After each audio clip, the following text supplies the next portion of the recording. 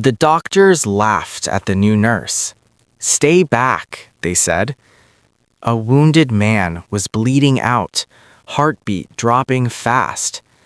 Then the impossible happened. The Navy SEAL commander opened his eyes, looked at her, and raised his hand to salute. Laughter rolled through the emergency room. Not loud, but sharp.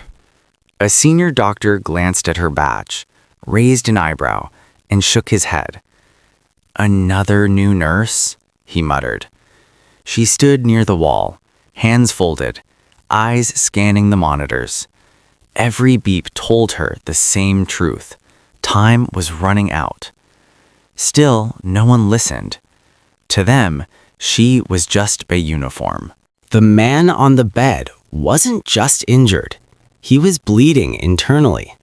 A Navy SEAL commander, shot during a classified operation. His uniform had been cut away. Blood soaked the sheets. The heart monitor screamed warnings. A junior doctor whispered, "We're losing him." Oxygen levels dropped. Hands shook. Voices rose. But through the chaos, the commander's eyes slowly opened.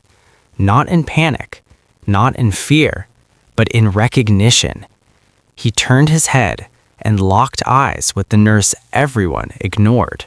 The nurse stepped forward, calm, steady. She reached for the IV line, and that's when the room exploded. "Stop!" the senior surgeon snapped.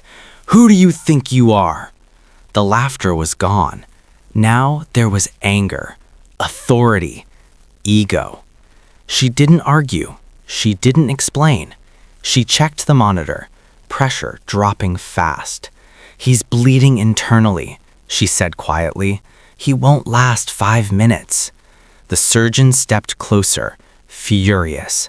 And then the wounded commander lifted his arm, weak, shaking, but deliberate. He grabbed the surgeon's wrist. The room froze. Years ago, a desert far from here, gunfire tore the night apart. Civilians screamed, soldiers fell, and she ran, unarmed, towards the chaos. Bullets flying past, smoke everywhere. She dragged wounded men one by one. She treated them. She saved lives. And among them, the same commander lying on the ER bed today.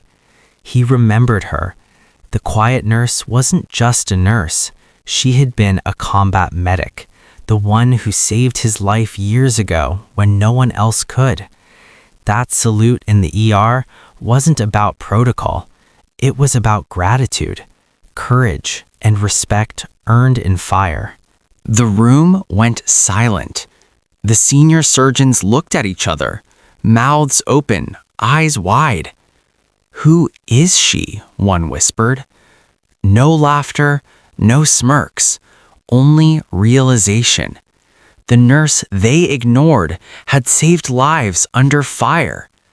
The wounded commander's weak hand rested on her shoulder, and for a moment, every doctor knew.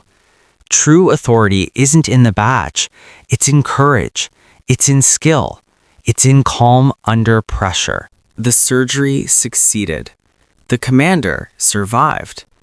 The doctors learned a lesson they would never forget. Never judge by a uniform. True heroes don't announce themselves. They act. And sometimes they just save lives.